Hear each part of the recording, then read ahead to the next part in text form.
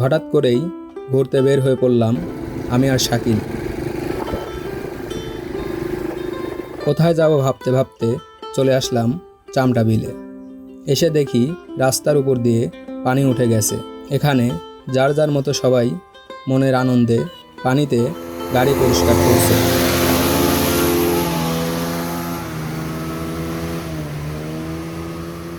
অনেকে নৌকাতে করে বিল ঘুরে দেখছে।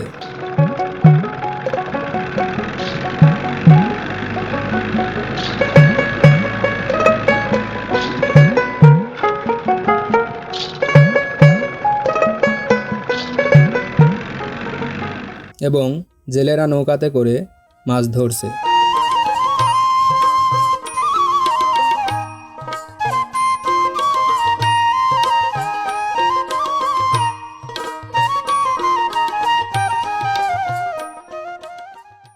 এখানকার পরিবেশটা একদম নিরিবিলি।